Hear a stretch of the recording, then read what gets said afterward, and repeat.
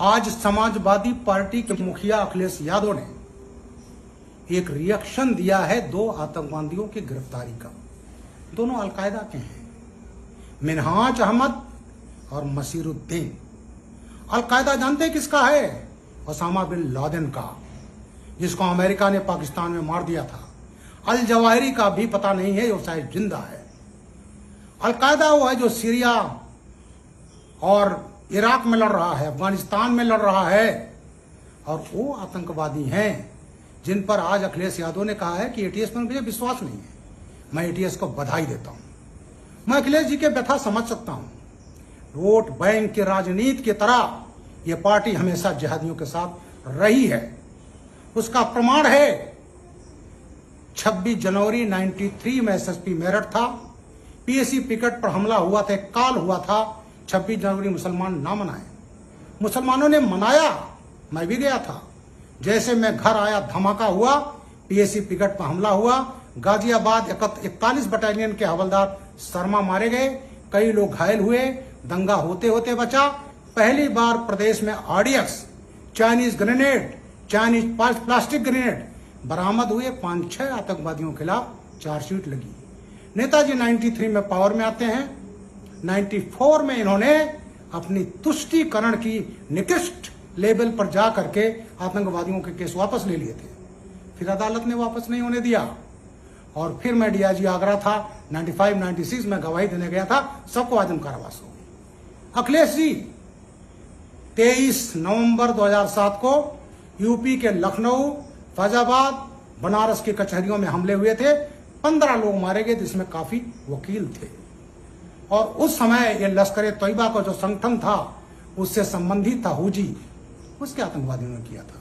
खालिद मुजाहिद जौनपुर मड़िया हूं, और डॉक्टर तारिक कासमी आजमगढ़, ये गिरफ्तार हुए थे।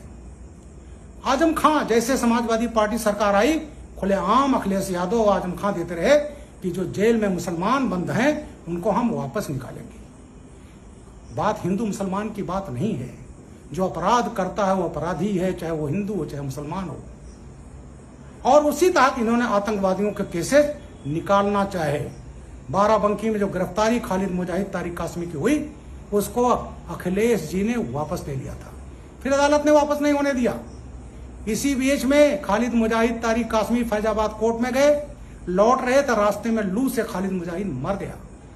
और उसके मरने के बाद मेरे खिलाफ, और उस समय के डीजीपी विक्रम सिंह रहे, मैं तब रिटायर नहीं हुआ था, एडीजी सिविल डिफेंस था, हत्या का मुकदमा इसी बाराबंकी कोतवाली में 18 मई 2013 को अखिलेश ने कायम कराया था, मेरे 42 पुलिसकर्मियों के साथ में।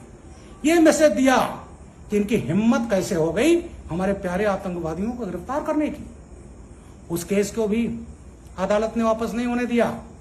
खालिद मुजाहिद तो मर गया, लेकिन तारिक कासमी को आजम कारावास की सजा हो गई।